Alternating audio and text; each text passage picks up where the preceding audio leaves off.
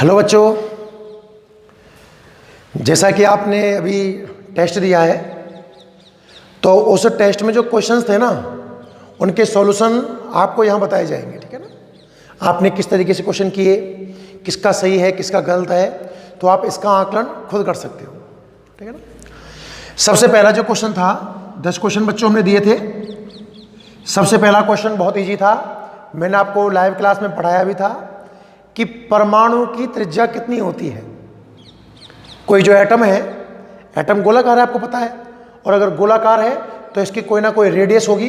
तो पहले सवाल का जवाब होगा 10 की घात -10 मीटर।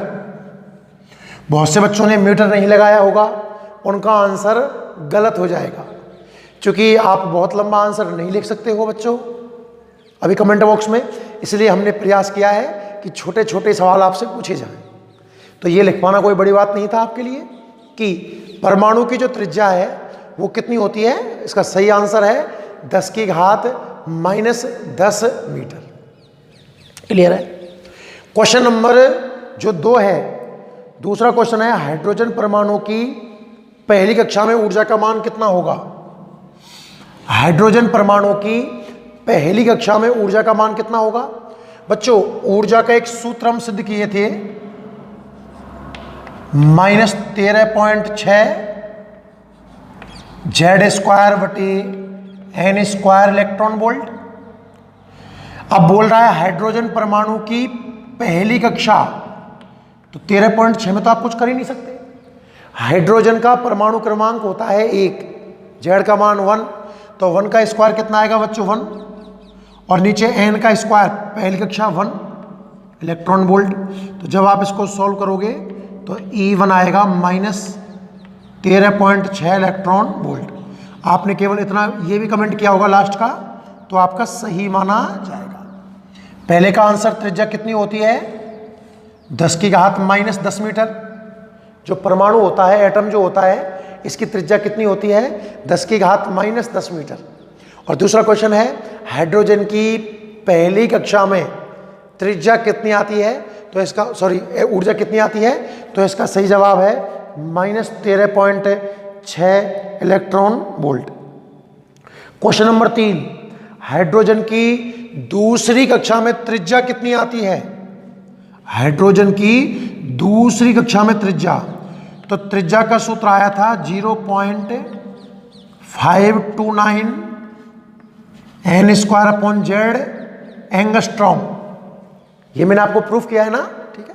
हाइड्रोजन की दूसरी कक्षा कहने का मतलब n की जगह 2 जमा दो, 0.529 दूसरी कक्षा 2 का स्क्वायर कितना आएगा बच्चों 4, और हाइड्रोजन Z का मान कितना आएगा 1। ये आंसर एंगस्ट्रॉम में आएगा। कहने का मतलब अगर 4 से गुना किया जाए तो 9 × 4 36 के 6 हासिल 3।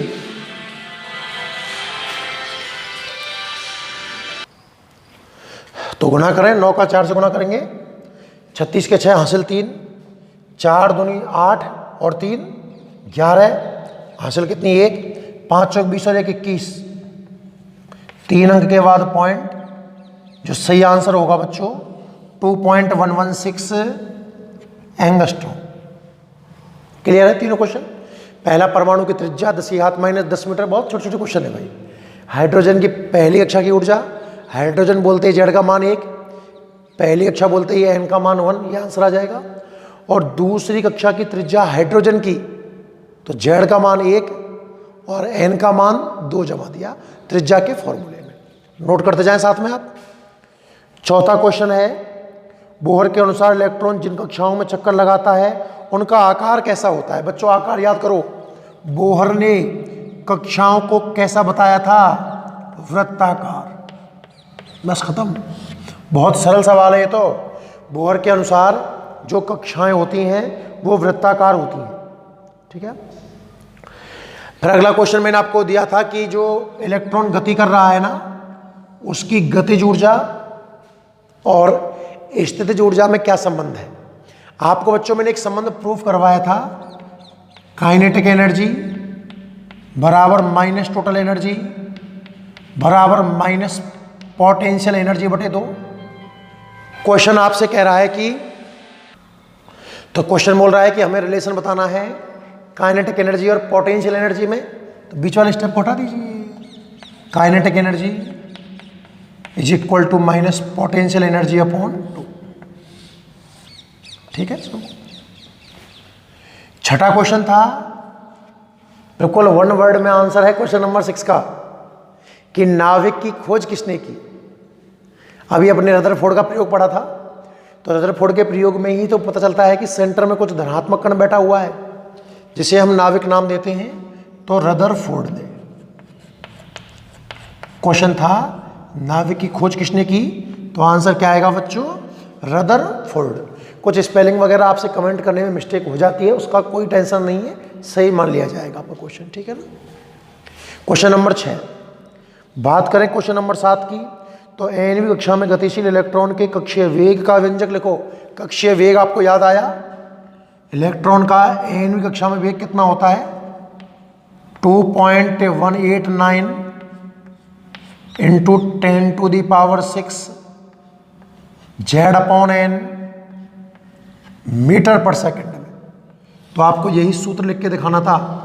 अगर कोई इलेक्ट्रॉन nवीं कक्षा में गतिशील है तो उसका जो वेग का सूत्र आता है वो कितना आता है, 2.189 10⁶ Z/n मीटर पर सेकंड। मैंने आपको दो बातें कही थी बच्चों, कि लास्ट का फॉर्मूला याद रहना चाहिए, पैटर्न याद रहे ना रहे कोई टेंशन नहीं है, क्योंकि पैटर्न, त्रिज्या और वेग प्रूफ करने का बहुत सरल तरीका समझाया आपको मैंने। बोर की दो परिकल्पनाएं दी हुई हैं। अगर आपको त्रिज्या निकालनी है तो दूसरी से वेग का मान रिप्लेस कर दीजिए, और अगर आपको वेग निकालना है तो दूसरे से त्रिज्या को रिप्लेस कर दीजिए। पर लास्ट के आंसर आपको याद करने होंगे। क्वेश्चन नंबर 8, बोर की कौन सी अभिग्रहित कोणीय संवेग के क्वांटीकरण को दर्शाती है। बहुत छोटा सवाल था भैया। दूसरी, दो भी लिख दिया होगा, वो भी सही आंसर है। दूसरी अभिग्रहित, बोहर की कौन सी अभिग्रहित है, कौन सी परिकल्पना है जो क्वांटीकरण के संदर्भ में बात करती है। तो दूसरी परिकल्पना है, वो क्या कहती है कि जो कोणीय संवेग है वो h/2π का पूर्ण गुणज है, यानी कि क्वांटीकृत है। ठीक है बच्चों।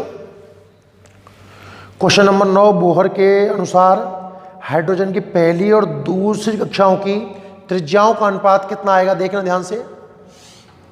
मैंने कहा था भाई हाइड्रोजन जैसे नॉर्मल, तो त्रिज्या का सूत्र क्या होता है, 0.529 n² एंगस्ट्रॉम बच्चों। अब पहली और दूसरी कक्षाओं की बात करवा रहा है, n चेंज करवा रहा है, तो जो त्रिज्या है ना वो तो n² के समानुपाती है। बोल रहा है पहली और दूसरी कक्षा की त्रिज्याओं का अनुपात कितना आएगा, मतलब R1/R2 की बात करना चाह रहा है। n² के समानुपाती है, तो 1 का स्क्वायर कितना आएगा 1, और 2 का स्क्वायर कितना आएगा 4। तो उन त्रिज्याओं का अनुपात कितना आएगा, 1/4 लिख दो, या आप इस चीज को 1:4 इस तरीके से लिख दो। ठीक है। तो हाइड्रोजन की पहली और दूसरी कक्षाओं में त्रिज्याओं का जो अनुपात रहेगा बच्चों 1:4। काफी अच्छे क्वेश्चन है भाई। और लास्ट का 10वां क्वेश्चन है, परमाणु की त्रिज्या और नाभिक की त्रिज्या का अनुपात कितना आता है। सुनना, क्वेश्चन नंबर 10, R परमाणु की त्रिज्या और नाभिक की त्रिज्या का अनुपात। बच्चों मैंने आपको दोनों की त्रिज्याएं बताई हैं। परमाणु की त्रिज्या होती है 10⁻⁻10 मीटर, और नाभिक की होती है 10⁻⁻15 मीटर। अब हम अनुपात की बात कर रहे हैं, तो -15 को ऊपर ले जाओ, 10⁻−10 और 10⁻+15 हो जाएगा। जब इनको जोड़ोगे तो 10⁻5, मतलब परमाणु की त्रिज्या और नाभिक की त्रिज्या का अनुपात कितना आएगा बच्चों, 10⁻5 गुना। क्लियर है। तो अपने अपने क्वेश्चन आप मैच कर लें। जितना आपको पढ़ाया गया था लाइव क्लास में, उसी में से आपका पूरा टेस्ट पेपर था बच्चों। ठीक है।